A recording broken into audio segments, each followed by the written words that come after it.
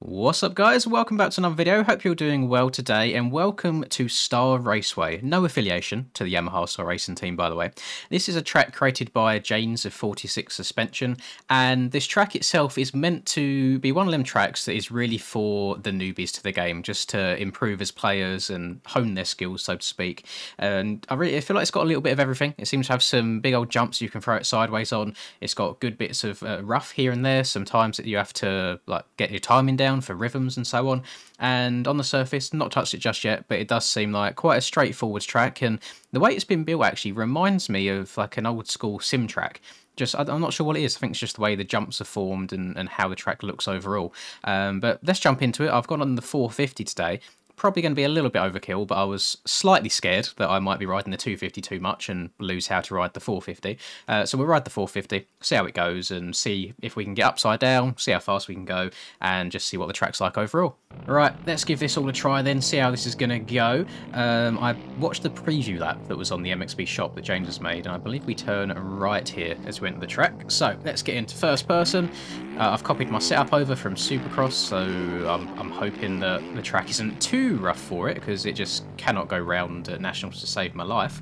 But we'll see how it goes, and as always, in typical Linz fashion, I have completely forgot to put on the map and the bloody speedo again after the intro. God damn it. Every bloody time. When am I going to learn? So you can see from the track map that the track is quite uniform. There's no like weird kind of long sweeping corners or anything. It just seems to be 180 turns or 90-degree turns for the most part, which I suppose keeps with that whole beginner to intermediate level player base. And he has said that if you are more experienced in the game and you think you can get around the track fairly easily, or you are finding this track too easy, to bump up the road to about 3 to 5. Now I've put it on 2 for this video because I feel like 3 and 5 is just massively overkill.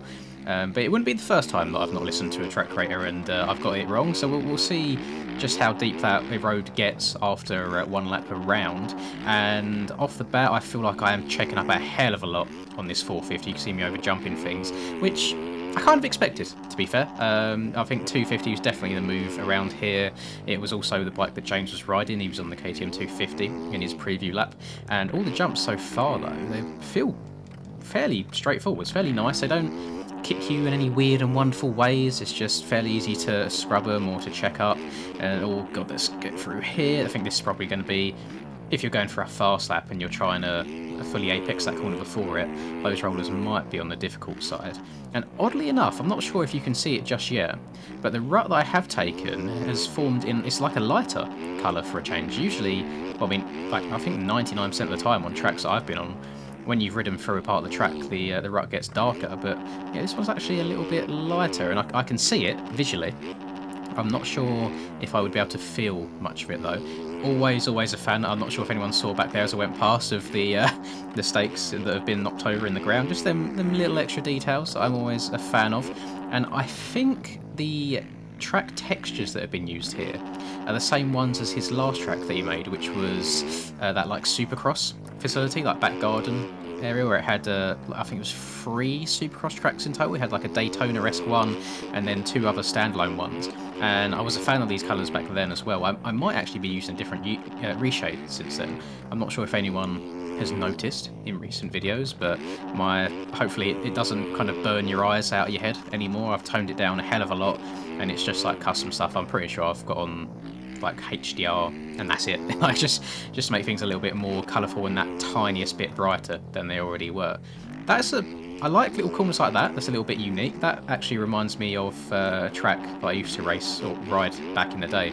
It's called Mill Lane in the UK. They used to have a few corners like that where it's up against a massive bank and you 180 them. And I feel like them corners are always deceptively difficult. Like I feel like you go up to them like, oh, it's this massive bank, I can just rail around it as fast as possible, but because the angle's so steep, it's really hard to get around there fast, especially if it's not like prime conditions. It's a little bit slippery and so on. I mean, I'm talking from my own absolutely terrible riding in real life, but I mean, on that same topic actually, whilst we're here, I feel like I have to mention in each video, but I keep getting more and more comments about it, so I feel like I have to keep talking about it. The real life content. So I really want to go out riding a handful of times this year, especially with Charlie. I feel like I can make some good content having the 2 of us together on there. However, it's not going to I record every time I go out riding, so the fact that you haven't seen any videos yet is just due to the fact that I haven't been out riding. Weather's been awful, but as of the last week or so, it's been getting a little bit drier here in the southeast of the UK. It's the wet is kind of staying away. However, it's still bloody freezing. It's so cold. I just I walked over to the shop today to grab some lunch, and my ears, oh my god, my ears and my nose felt like they was falling off. It's so bloody cold, especially since I've gone the army route. As of like a couple of days ago, I just got fed up of my hair and I basically just shaved it all off to nearly nothing. So I'm currently a slaphead. I'm joining Rumsky in that crew. He joined the not bald gang, but you know what I mean, when you've just got that tiny bit left on top. And it was just cheaper than going to get a haircut. And I don't know about anyone else, but I really can't be bothered most of the time going to the going and getting a haircut. I'd rather just shave it off at home. It's just much easier. It's very nice waking up in the morning and not having to do my hair. That's really nice. I can just wake up and do whatever it is I need to do. Same as after having a shower, just wipe your head like twice with a towel and it's completely dry. I'm loving it. Except till I step outside. I might need to invest in a hat, in like a woolly hat, just to keep myself warm until it gets to the summertime. So in terms of real life riding, an ETA, genuinely don't know. I'll have to speak with Charlie at some point, and then speak to my dad as well, since he's technically my mechanic. I know absolutely nothing about bike maintenance, and you think as a 27-year-old man you would know a thing or two since you've been riding them by like early teenage years, but not me. No, I basically let him do everything all the way through, but he's very OCD, to be fair. So I think even if I were to try and do something myself, I know for a fact he'd go over it again anyway, so it kind of like defeats the purpose. I'm sure one day when I end up moving out from home, if I ever get around to it, if the housing market wants to bloody sort itself out, I'm not going on that housing tangent in the UK again. Bloody awful prices right now. But yeah, when that happens, I'm sure the time will come for me to learn a little bit of my own. Charlie knows a bit more than I do, but it's one of them things. If we go to the track and we like completely wad ourselves and the bike's all bent out of shape, then we're basically screwed for the day. You know, if we get like a flat tyre or whatever, exactly the same thing. I remember I went to Chippenham before, aka Wild Tracks, with Charlie. Wild Tracks is the track that I covered in a video the other day, and it was one of the first times going out on, well, when I got my new bike. It was like the 2020 250 Yamaha that I've got. It's one of the first times out on it, not the very first, but one of, and it was the slowest corner. I just had a very silly front end like wash away from me where it was a little bit low me. Like I could walk faster than the speed I crashed at. It was just a little tiptoe thing where you dab your foot a few times and eventually the bike plops over. But I bent my bars.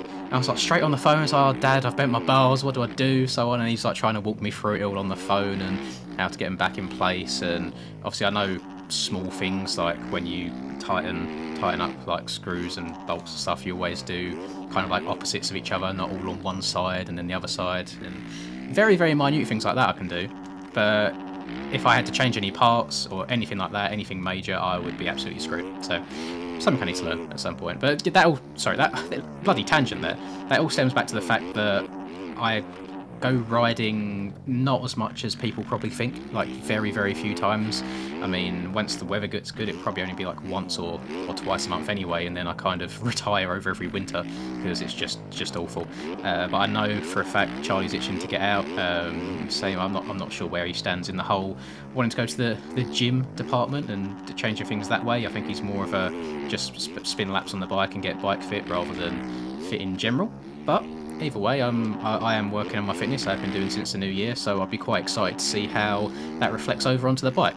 I know nothing can substitute bike time and bike fitness. There was a guy that I never raced against. He was always in the group above me when I was younger, but he was like, in the politest way of putting it, he was a very large man in terms of width, not so much in height, and not so much below the trousers, although I'm not sure, maybe he was. But he was a very large man.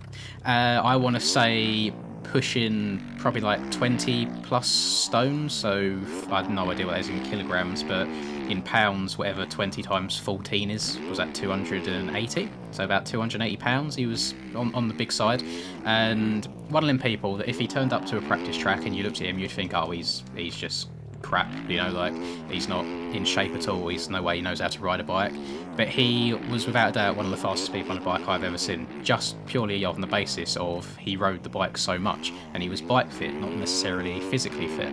So all the muscles that he needed to work whilst he was riding 100% can, and I'm sure when you get to that size as well, I'm sure traction's not an issue either, so maybe he was good out the gate too. But it just goes to show that I would much rather take bike fitness over actual fitness any day, although health is still important at the end of the day, so working on a bit of everything. I no idea where I want to go first. A few people have been suggesting that I go like here, there and everywhere.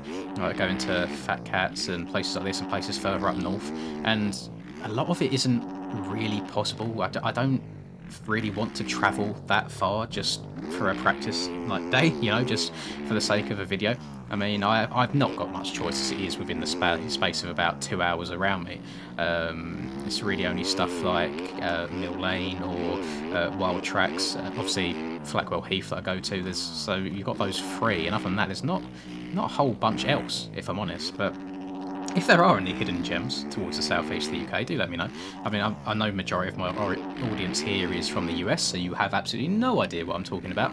But I feel like there's a fair few of you from the UK that might know one or two, and I have no desire really to travel much more than 2 hours. You know, the 3-4 hour mark, I really don't think it's worth it at the end of the day, because then you've obviously got to get home as well, get the bikes clean and sorted, and it makes the entire day so long. And I just like having fun when I'm riding my bike. I don't want to stress about all these other variables throughout the day, like travel and so on. And obviously if I'm a really long way from home and anything happens as well, and someone has to come and, you know, like pick up the van or whatever it may be, or come and help me out, that's a hell of a long way for someone else to travel too. So just bearing that in mind. But that also being said, I really enjoy making the GoPro videos. I think in a weird way they actually make me ride better and smarter, because I'm conscious of the fact that I'm going to be watched. I think it just in terms of like body positioning on the bike, I think I actually go a little bit faster when I've got the GoPro on too. I'm not going to make it to this inside right, am I? Oh, that was actually quite fun. So it actually does me quite good, and watching myself back, I'm sure everyone's had this. I feel like 99% of you that do ride have watched a GoPro or watched an external video of yourself from time to time. When you're riding, you feel like you're going really fast, and you feel like the jumps you're hitting are huge. And when you watch it back on GoPro, or if someone's recorded you from the side as a spectator, you realise just how slow you're going instead, and it can be a little bit demoralising sometimes. So I bear that in mind, but I think the videos are a really good tool for me to kind of see where I could be improving, because I know I'm quite guilty when I'm riding of getting tunnel vision and kind of sticking to the same lines lap after lap, unless the track gets like super rough and bumpy and deep ruts, then I'll start searching for the smooth stuff. But until that happens, usually I just kind of stick to the same lines that I'm comfortable with. I'm quite I want to call it a safe rider. I kind of know my limits, and I very rarely venture outside of those, which, I mean, if you want to get better, you really do have to get out of it. And I think even in, was it round, I think it was at the Anaheim 2 Supercross race, the real life one, people were talking about, as a motocross rider, you need to have short-term memory. You know, if something goes wrong, you need to shut it out and then just go for it again. Whereas I do not have that. Every single, like, if I get a jump a little bit sketchy one lap, every single lap I'll come round to hit it again. That will constantly be playing on my mind, and it will just like scare me out of it. And the same way as it comes to hitting a new jump for the first time, it might take me an entire day to hit a jump once, and then once I've done it once, it's like, well, why has it taken me so long? That was actually really easy. And then you go and hit it every lap after that. So there's a few things that you need to kind of shut out of your brain when you're riding that I know that I can improve on as well. Oh, more stakes on the floor that have been knocked over, lovely. Oh, this is actually a really fun track. It flows really nicely. I think the road is absolutely fine. You can see this corner especially starting to get a bit deep in there. And I found out that so with the road on this game, I always thought it was more so to do with where you're putting on the throttle as such, and the rear wheel spinning up and digging down. Apparently there is no real like dig simulation in this game when it comes to the rear wheel and the power. So in my mind, if you roll on the throttle in the corners, I thought it would have created a smoother rut and less bumpy rut than if you was blipping the throttle around the corner, which would also explain to me why the 250 riders, even though you run the same road, if you watch the 250 race compared to the 450 race, the track doesn't get as rough by the same point in the moto. The actual reason being is, I believe, the weight is what comes into effect. Is the rut and the depth of the road is determined by how much force is being applied into the ground. So obviously, if you're coming into a corner quite hard, especially long bowl turns or ruts, you get the bike kind of pushing itself into the ground with the suspension compressing. That is what does it. It's the force applied, which would explain why 250s, the ruts seem to be a lot smoother and not quite as deep. Is they're a lighter bike, not as much force going into the ground, and just a fun little fact that I thought I'd share that I found out. I mean, I believe I'm recalling that correctly. I believe it was Mr. Rubes himself, the OG man, who knows quite a lot about Erode, actually. I think he does have the best eroding tracks in the entire game, so I'll take his word for it at face value. Oh, stay on track. There we go. And I've just no idea why, but I mean, I'm still running the old breast cancer awareness skin. I really like this skin. I'm usually not a fan of like loads of pink on anything, whether it's clothes or bike, or whatever it may be. But for the sake of like caring about a good cause, and I really don't think the bike looks bad at all. Obviously, it could be a little bit better than just pure pink only, but as someone who has designed like an entirety of 1.5 bikes himself, much better than I could ever do, and I'm always appreciative of all the work that Chicken does and puts into team bikes and skins and such. I wonder if this year in Real Life Supercross, do they also do like autism awareness? And I know they done St. Jude's the other day, which kind of encompassed all like cancers. I don't think it was just breast cancer. I think it was more so like cancer in children. However, we done breast cancer for our A2. Do they still do autism awareness and things like that, where you have like the bikes that have the puzzle pieces on their graphics? Because if so, again, that would mean another cool special bike that we get to run at some point, as well as military appreciation. I always love the camo bikes. I think my second favourite ever sim setup was it was a Cowie that had like camo graphics on it for, I think it was San Diego usually the military appreciation one. Not too sure. We've had San Diego, and I don't think they've done it. Maybe it's Houston. Not entirely sure. Forgive me on that. Forgive me for my ignorance. I literally have the memory of a goldfish sometimes. But that was my second ever favourite setup. The only one that I've had that was nicer than that was on a team. It was called Spastic, which I wonder if YouTube will actually ban me for because of. Never mind, it's fine. It's not spelt the same. It's not spelt the same as the bad word, but yeah, it was really nice skins. It was like a holographic logo on it on the Kawasaki. It runs some 7 gear, and it was a really weird, like unique combination. Like the black on the bike was really matte. It wasn't shiny at all. Had some like orange 7 gear to go with some orange rims as well, and it sounds actually awful while I'm thinking about it or talking about it, but it looked so nice. I remember rocking up to my first ever Loretta's event in Sim, and rocking that gear, and I think Kellum, that's not a person, Kellen, and Hinners, back when Hinners was also doing the SYS channel with him, commented on it, and it was just really good. And I got a very good clip from that Sim stream as well, where I think I was like second into turn 1, made a pass into turn 2, like railed round the outside, and by turn 3 and 4 I was just gone. I think everyone else behind me had made a mistake, and I just remember Hinner's being like, and he's absolutely left everybody, holy crap. It's just, I have really fond memories of watching back the SYS streams back when I used to compete and actually be competitive on Sim. I remember in that Loretta's as well, one of the other top contenders at the time was old Mr. Dadshoes, going by his real life name back then, which I won't disclose. I won't give out his government tags for those of you that don't know. But yeah, it goes quite a long way back with quite a few people.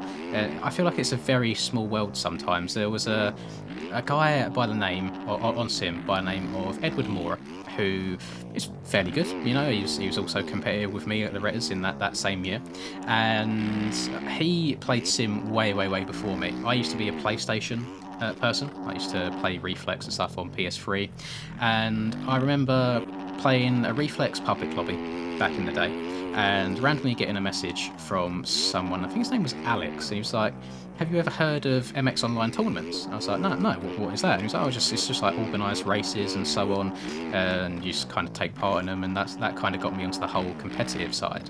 But I used to race against someone who went through many PlayStation names. I don't know how many accounts that man must have made, and it was like best in the US, best of Mora, and so on. And then when I watched a sim video randomly, I think it might have been Alyssa's Death stream back before I owned sim, and I saw a guy by the name of Edward Mora. I was like, oh, I wonder if that's the same person. And lo and behold, it was. So I love same as well. Actually, I used to play against Jordan Vanderley back on the older live days on the PlayStation MXO OT days, and then Vanderley also used to be a really fast sim player too, and it's just quite cool seeing that slow progression between consoles over to PC on different games. And it's a very small world. I know a handful of you people watching this probably raced in MXOT or even knew what it was. Website doesn't exist anymore, I don't believe, which is a shame, but that really was the heart of motocross racing back in the day. I think they done it on Untamed, Reflex, Alive. Not sure if it continued after that. I think after Alive is really when I went down the PC route a bit more. I'm pretty sure Supercross Encore was the last. Or was it? No, was it Encore? I'm not actually sure. It might have been Encore. I think Encore might have been the very last PlayStation game that I owned for on the motocross side of things. But I have no idea what I'm even getting at with all these points. I'm just saying that very small community, and I absolutely love it. So this track I've spun 13.5 laps on it. I actually had no idea. It's quite a short lap time, like shorter than I would have expected. But I suppose there's nothing. Like, it's quite a fast-paced track. You see the ruts are forming quite well. I think they're kind of getting to their limit now. I don't think they're going to get much worse than they are. And in worse, I just mean how deep they are. This long, I guess it's like a whip section, but the whip section really is probably the most difficult. Oh, pardon me. Jesus Christ, you can tell I've only just had lunch, haven't you? That is incredibly rude. I'm not even going to cut it out. No, I'm going to keep it in there. You get to... If you can't have me at my worst, you don't deserve me at my best, and all that bullshit. But yeah, that whip section is probably the only real difficult part of the track. And I mean, if you hit it in a straight line, it's not difficult at all. It's only if you're trying to carry loads of corner speed and you're still drifting out wide in the corner. I actually think that as the track deteriorates a bit more, it gets easier and it gets faster. The rough gets cut down where you're riding through it. And overall, I think it's a very pretty track. It is a very easy track, but that was stated on the download, so it's not anything that I'm disappointed by or unexpected at all.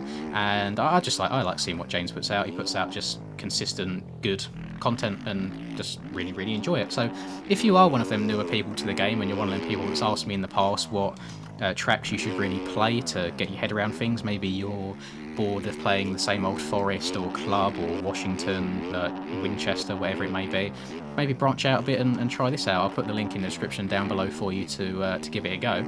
And I think that would do it from me. I can't believe that I've just been sat here talking to myself for over 20 minutes straight. That's very unlike me. Usually I run out of things to say at about the 15-minute mark, but hey, must be a good day. I'm enjoying bikes right now. I'm having a really fun time. So that'll do it from me. I hope you guys can join me on this coming Friday for the round... God, what round is it? Round 4 of the Aerial Supercross Championship. I look forward to seeing you all there. If you enjoyed this video, if I could ask you to drop a like and subscribe to the channel if you're new, as always, I would really appreciate it.